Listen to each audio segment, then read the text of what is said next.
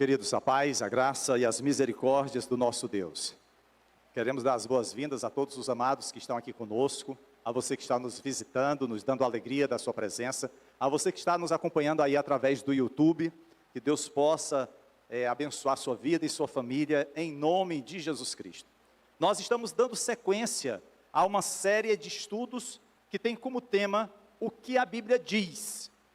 São alguns temas polêmicos, temas que às vezes temos dificuldades de tratar no dia a dia, temas que alguns preferem até mesmo virar a página, mas nós não podemos nos furtar a trazer esses temas à igreja, ao conhecimento do povo de Deus, porque são temas que dizem respeito à nossa vida, à vida dos nossos irmãos e à nossa comunhão uns com os outros e com o Senhor. E o tema que nós vamos estar abordando nessa noite é o que a Bíblia diz sobre o aborto. Por mais que se fale tanto em aborto, às vezes pode parecer que esse tema é algo dos nossos dias, que no passado ninguém falava, ninguém tratava, ou que não acontecia aborto, que isso é algo da modernidade. Entretanto, essa situação, esse procedimento já acompanha a humanidade há muito tempo, estando presente nas mais variadas culturas. Não está presente apenas no Ocidente, mas também no Oriente. Se a gente for se voltar para a história, a gente vai ver que ainda no Código de Hammurabi, em pleno século V a.C., e no Código Hitita do século XII a.C., já esses dois estatutos previam punições severas a quem praticasse ou incentivasse o aborto. Nos séculos 19 e 20, já bem mais próximos da nossa realidade, do nosso tempo, foram momentos em que houve uma contribuição muito forte de legislações criadas neste período, trazendo dispositivos para permitir ou punir o aborto. Só para a gente ter uma ideia, em 1920, na extinta União Soviética, foram criadas políticas sociais para garantir a saúde da mulher trabalhadora, legalizando a prática do aborto. Uma década depois, aproximadamente, o México reconheceu o direito ao aborto em caso de estupro. Com a descoberta das pílulas anticoncepcionais e o advento das teorias feministas, houve então a dissociação entre as imagens da maternidade e da sexualidade. E daí em diante, adveio então uma segmentação entre os ideais da igreja e do Estado, no que se refere ao aborto.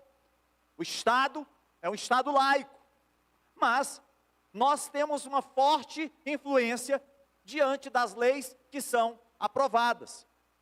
Certamente, amados, esse é um tema que acompanha a humanidade até hoje, e parece-me que com o secularismo e o liberalismo, a temática do aborto saiu do ambiente doméstico, da discussão entre marido e esposa, e passou então a compor o noticiário de TV, dos jornais, debates nas casas legislativas, quer seja no Senado, quer seja na Assembleia Legislativa Federal, Estadual e também nas câmaras municipais. E não somente isso, envolveu discussão e debate também entre os juristas e os influenciadores digitais.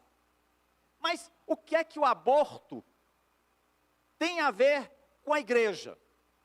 Por que é que nós precisamos estar atentos sobre aquilo que é aprovado, por exemplo, no Congresso Nacional? Por que é que algumas bandeiras que determinados grupos levantam podem ser tão prejudiciais para a visão do Evangelho? É sobre isso que nós queremos tratar nessa noite. O que quer dizer aborto? Qual é o sentido de aborto?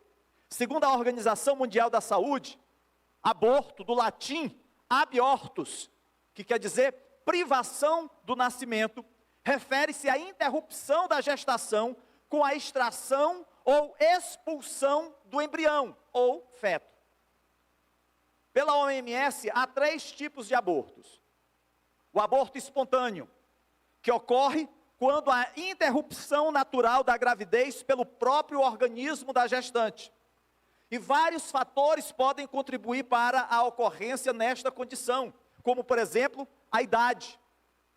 Uma pessoa de idade muito avançada ou muito jovem, anomalias cromossômicas, problemas endócrinos, doenças autoimunes, obesidade ou magreza excessiva e outros problemas relacionados ao organismo feminino.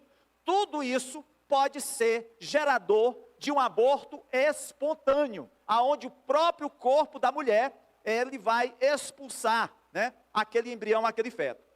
Há também o chamado aborto acidental, que ocorre de forma involuntária e resulta de uma experiência traumática vivenciada pela gestante, exigindo assim, para que ele aconteça, a presença de um fator externo. Como exemplo, podemos citar uma queda de uma escada, um atropelamento, um espancamento, um acidente de trânsito, susto ou até mesmo um escorregão. Tudo isso aí pode causar um aborto acidental. Então nós tivemos o aborto espontâneo e o aborto acidental. E existe o chamado aborto induzido, que é quando se realiza um procedimento para interromper a gravidez. Desse modo, o aborto pode decorrer da própria escolha da gestante, como consequência de abusos contra os seus direitos sexuais. É uma situação decorrente, por exemplo, de estupro. Ou pode ser quando a gestação apresenta riscos à saúde da gestante. Ou quando o feto não tem chances de sobreviver fora do útero, por presença de uma má formação congênita. E aí, nesse caso, é permitido proceder um aborto induzido. Então, nós temos esses 3 tipos de aborto. Em mais de 70 países, como Holanda, Portugal, Rússia, Suíça, Uruguai, é a mulher grávida que tem o direito de decidir se deseja ou não interromper a gravidez, em qualquer momento. Em contrapartida, a legislação de 26 países no mundo, como Egito, Iraque, Nicarágua, Filipinas, Senegal, Cisjordânia, proíbe o aborto sob quaisquer que sejam as circunstâncias. No Brasil, há mais de 80 anos, o aborto é crime pela legislação. O Código Penal Brasileiro de 1940 estabelece os permissivos legais previstos em lei para a interrupção da gravidez. Em 2 incisos, no artigo 128, a legislação não pune o médico que realiza o aborto para salvar a vida da mulher. Aquela gravidez, a mulher está correndo risco de vida. Então, nesse caso, o médico pode proceder ao aborto sem ser penalizado. Também para o caso de uma gestação decorrente de estupro, desde que por solicitação e consentimento da mulher. A mulher foi estuprada e aquele estupro redundou numa gravidez indesejada.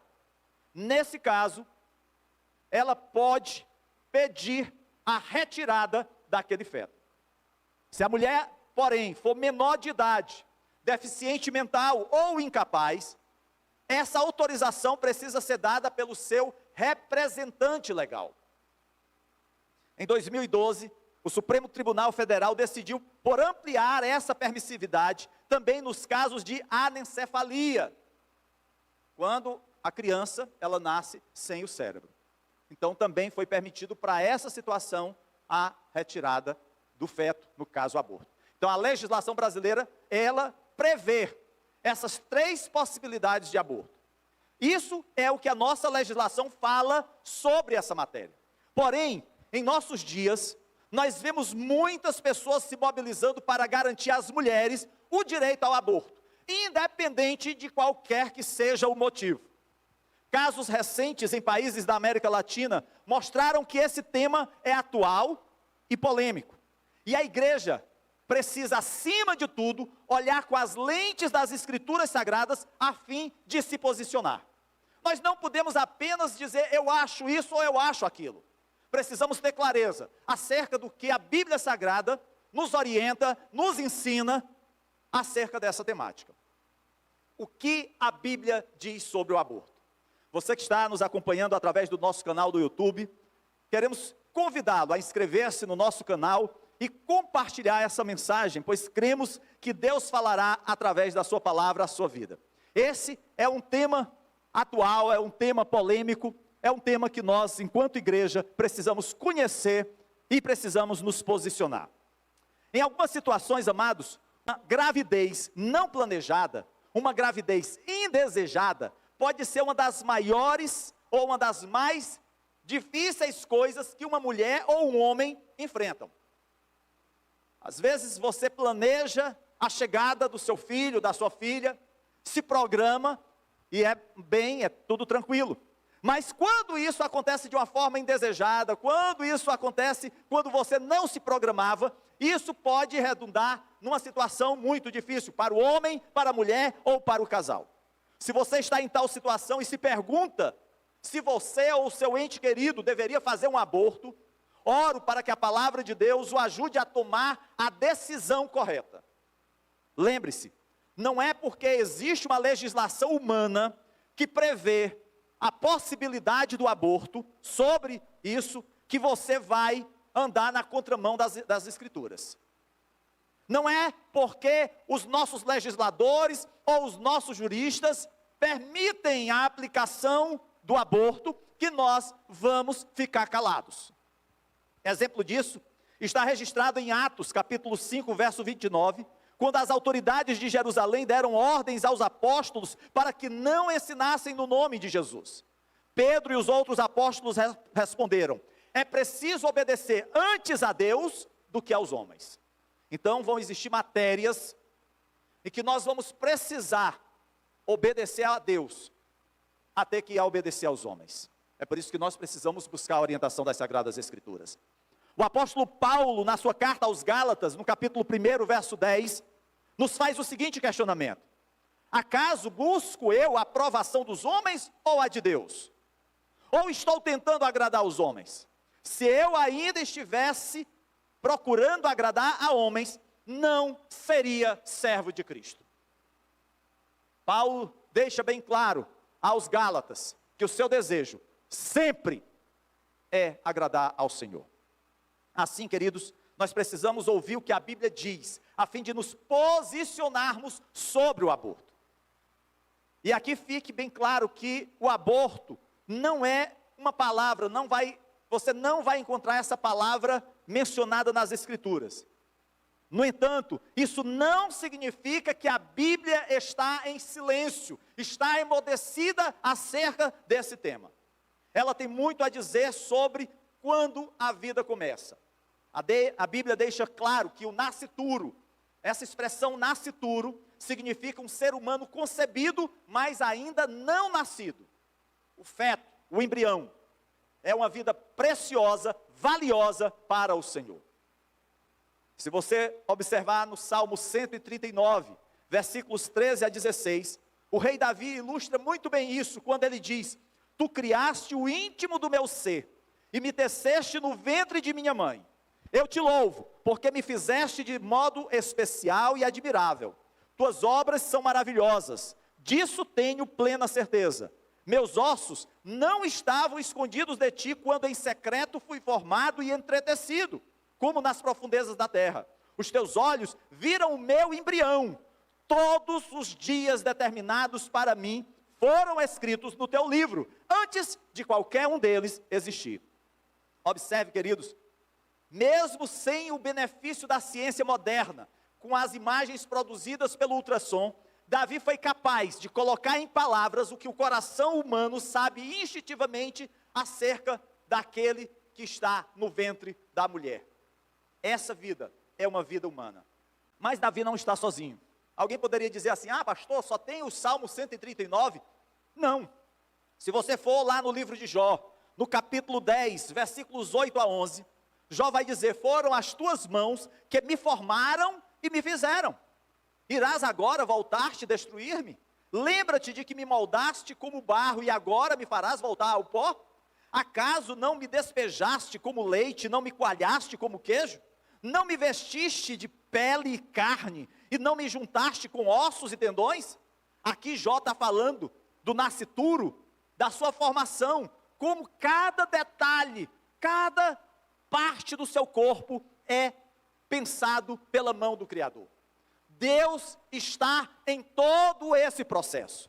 O profeta Jeremias, no capítulo 20, versículo 17, escreve: pois ele não me matou no ventre materno, nem fez da minha mãe o meu túmulo, e tampouco a deixou permanentemente grávida.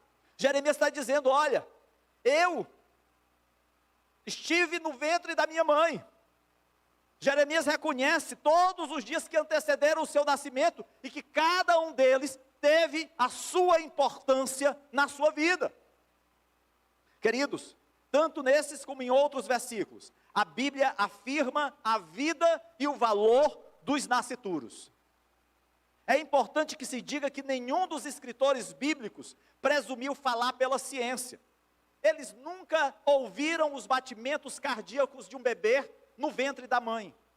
Eles nunca tiveram o privilégio de ver um ultrassom com a imagem da criança e dos seus órgãos. Em vez disso, eles falam do senso teológico comum. De acordo com a Bíblia, concepção, gravidez e nascimento não são fases distintas da vida que podem ser separadas para servir aos nossos propósitos. Porque é isso que a gente tem visto nos nossos dias. As pessoas achando que podem intervir a partir do momento da gravidez.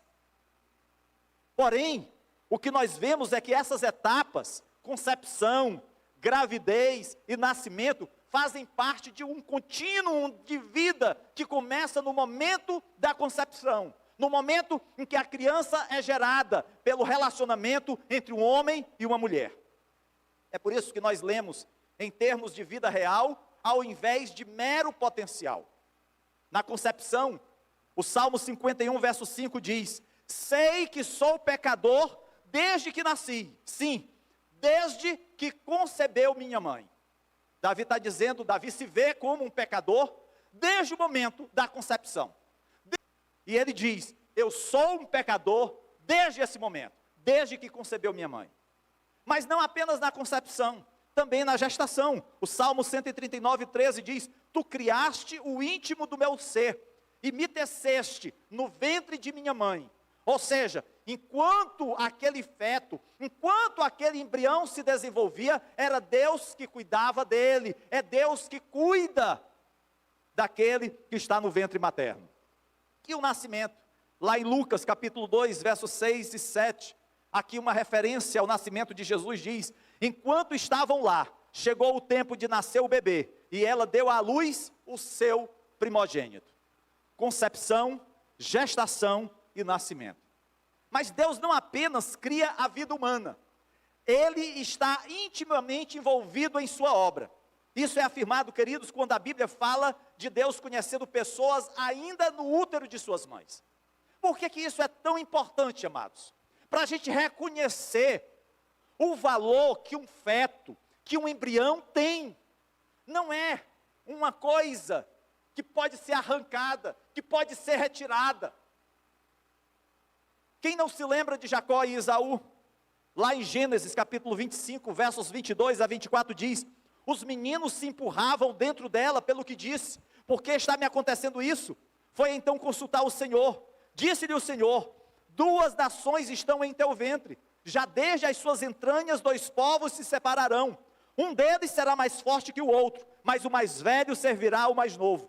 Ao chegar a época de dar à luz, confirmou-se que havia gêmeos em seu ventre. Aquela mulher não sabia que haviam 2 crianças. E aí Deus lhe revela, Deus mostra o que estava por acontecer no futuro. Queridos, não são qualquer seres informes, mas são vidas. Isaías, capítulo 49, verso 5 diz: e agora o Senhor diz: aquele que me formou no ventre para ser o seu servo, para trazer de volta Jacó e reunir Israel a ele mesmo, pois sou honrado aos olhos do Senhor, e o meu Deus tem sido a minha força. Ele diz que foi o Senhor, aquele que o formou no ventre, para ser servo do Senhor. Você foi gerado para ser um servo do Deus Altíssimo. Deus te alcançou antes da fundação do mundo. Deus te escolheu. O profeta Jeremias, no capítulo 1, verso 5 diz: antes de formá-lo no ventre, antes de eu te formar, Jeremias, no ventre da tua mãe, eu te escolhi. Antes de você nascer, eu te separei e te designei profeta às nações. É isso que Deus está te dizendo também nessa noite, meu irmão. Foi Deus que te chamou, foi Deus que te escolheu. Deus tem um propósito na tua vida. Tu não é mais um na multidão. E Deus tem cuidado de você desde a tua concepção. Esse é o cuidado de Deus. É por isso que nós não podemos ser favoráveis ao aborto. Davi, lá no Salmo 139, verso 16, diz: os teus olhos viram o meu embrião. Algumas traduções, o meu feto. Todos os dias determinados para mim foram escritos no teu livro, antes de qualquer deles existir. Deus viu aquele embrião. Deus contemplou você no ventre da sua mãe. Deus tem cuidado de você desde aquele momento. O apóstolo Paulo, em Gálatas capítulo 1, verso 15, diz: mas Deus me separou desde o ventre materno e me chamou por sua graça. Foi a graça de Deus que alcançou a Paulo. Foi a graça de Deus que o separou quando ele ainda era uma substância informe no ventre de sua mãe. É por isso que nós não podemos bater palmas para aqueles que levantam a voz apoiando o aborto. Contudo, queridos, a Bíblia, ela não nos permite parar apenas nesses versículos. Ela nos leva a um aprofundamento ainda maior sobre o assunto, ao afirmar que Deus não apenas cria e valoriza a vida, mas também Deus a protege e a defende. Deus diz que assassinato é pecado. O aborto mata o feto. Eu lembro quando, ainda estudante, eu cheguei aí na Universidade Federal, e ali haviam potes de vidro, com embriões, desde o 1º mês, até o 8º mês. Eu disse: meu Deus, como isso pode acontecer? Uma vida que foi arrancada, uma vida que foi tirada. A Bíblia não usa especificamente a palavra aborto, mas é clara sobre assassinato. Quem não se lembra quando Moisés sobe ao Monte Sinai e Deus lhe entrega os 10 mandamentos? Dentre eles, lá em Êxodo capítulo 20, verso 3, diz: não matarás. Alguns teólogos entendem que a melhor tradução para essa palavra não deveria ser matarás, mas não assassinarás. Ou seja, não tirarás a vida de outra pessoa, sem nenhum motivo. Daí que o sábio Salomão, em Provérbios capítulo 6, versos 16 a 19, declara: há 6 coisas que o Senhor odeia, 7 coisas que ele detesta: olhos altivos, língua mentirosa, mãos que derramam sangue inocente. E para que maior inocência de uma criança, de um feto, que não pôde chorar, reclamar por estar sendo arrancado, que não pôde espernear por ser tirado à força. Ao estudarmos as Escrituras, aprendemos sobre um Deus que está sempre pronto para ajudar os necessitados. Em Provérbios capítulo 24, verso 11, nos é dito: liberte os que estão sendo levados para a morte, socorra os que caminham trêmulos para a matança. É por isso que nós não nos calamos. É por isso que nós, enquanto igreja, não podemos fechar os olhos diante daqueles que acreditam que o aborto possa ser implementado em qualquer momento e por qualquer motivo. Deus está do lado dos fracos e impotentes.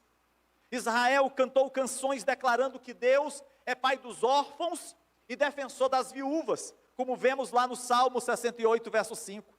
Queridos, uma pessoa que não tem voz é indefesa. Uma pessoa que não pode protestar é impotente. Um feto, um embrião, o nascituro, não tem nem voz para protestar, nem tem como se defender. Lembre-se, a vida é um dom de Deus. A vida deve ser valorizada. A vida deve ser nutrida. A vida deve ser protegida. Talvez você olhe para o seu passado, e no seu passado, erros cometidos outrora o atormentam. Queridos, vidas que foram arrancadas, tiradas do seu ventre por um aborto cometido, isso muitas vezes traz um peso de morte sobre uma mulher e também sobre o homem. Porque quantos não insistiram para que um aborto fosse cometido?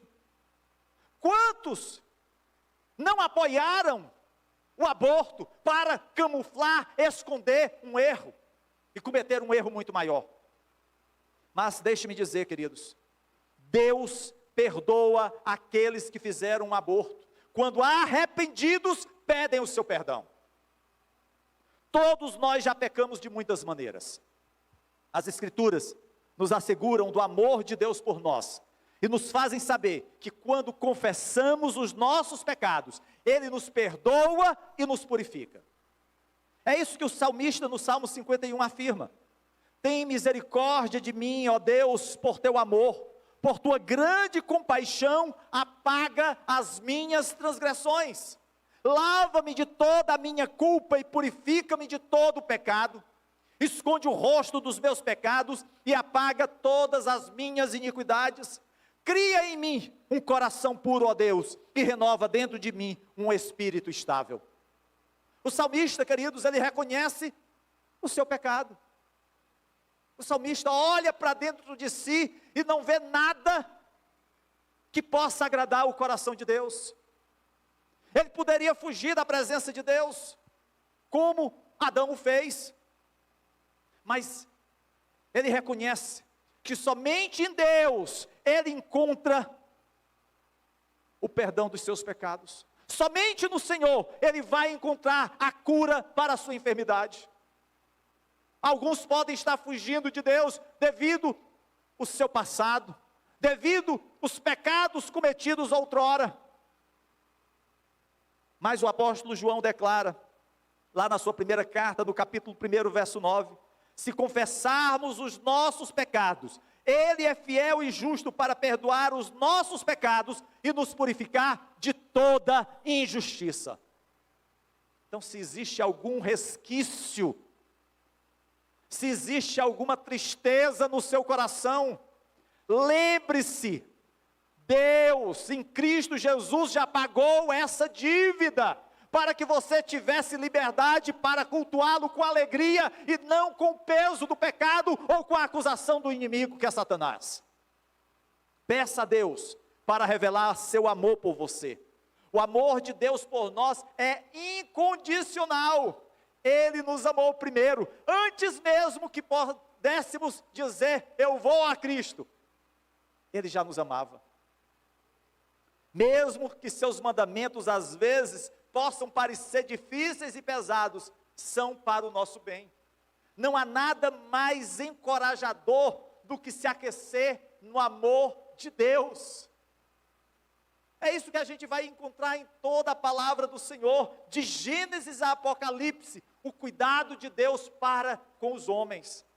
Assim, se o inimigo te acusar de erros cometidos no passado, quanto ao aborto, ou te incitar a essa prática odiosa, repreenda-o em o nome do Senhor, pois o Senhor já trouxe sua verdade ao teu coração, e a verdade de Deus é o que nos liberta. Não permita, querido, que o inimigo semeie a dúvida de que é possível simplesmente retirar.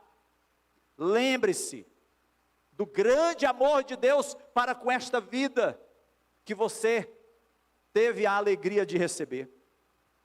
Temos visto, queridos, alguns políticos, religiosos, juristas e outros influenciadores querendo fazer do aborto algo normal.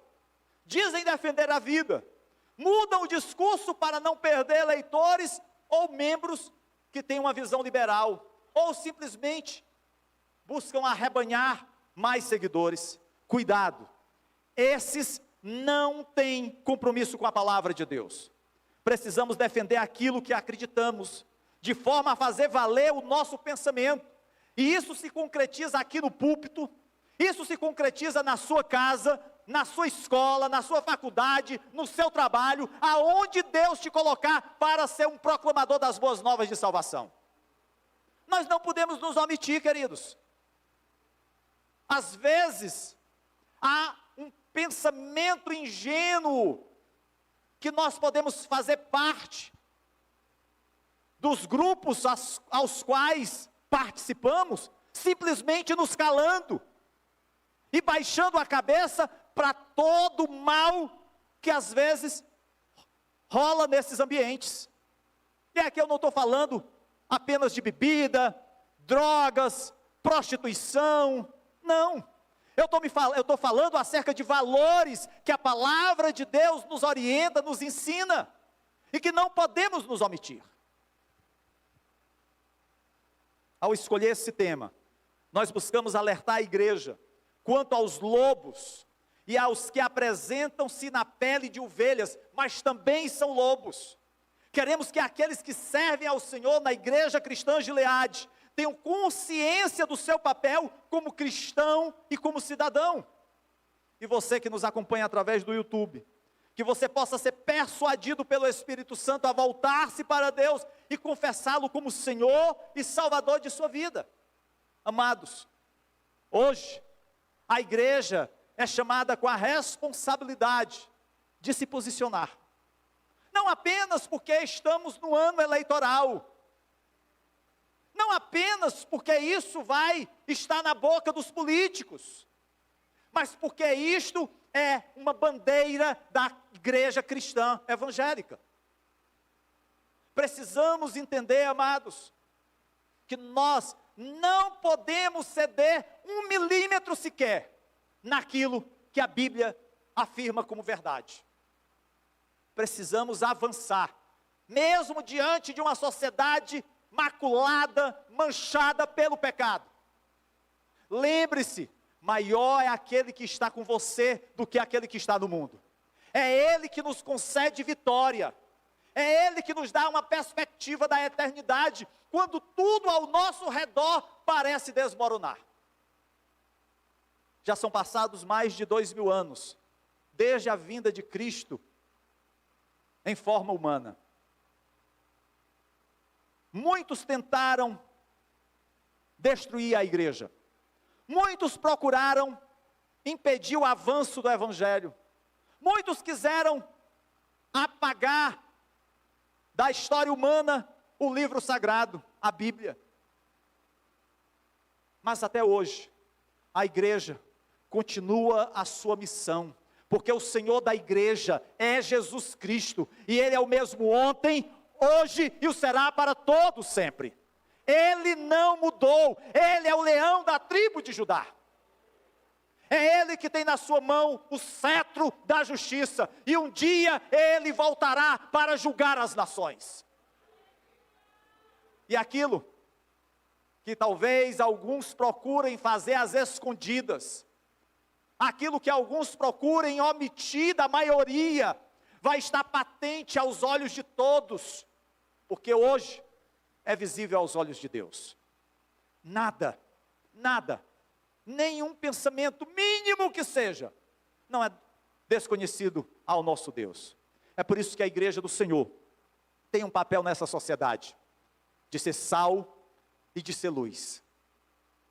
Se o sal não tiver sabor, se a luz não iluminar, para nada serve. Temos um grande papel de embaixadores do Senhor Jesus nesse mundo. E aqui, enquanto estivermos, até o grande dia, em que ele voltar para buscar a sua igreja. E a palavra de Deus diz que naquele dia a igreja irá ao encontro do Senhor, e o Espírito Santo será retirado desse mundo. Aí sim, haverá uma grande tristeza para os homens, pois ouviram a mensagem do Evangelho, ouviram aquilo que a igreja proclamava como verdade, e deram as costas, abraçaram as mentiras do anticristo, abraçaram as mentiras e engodos daqueles que só procuram distorcer a verdade. É por isso que nós temos um papel tão importante, queridos, e somos chamados a não nos calarmos diante de tudo aquilo que o Senhor tem colocado na nossa responsabilidade.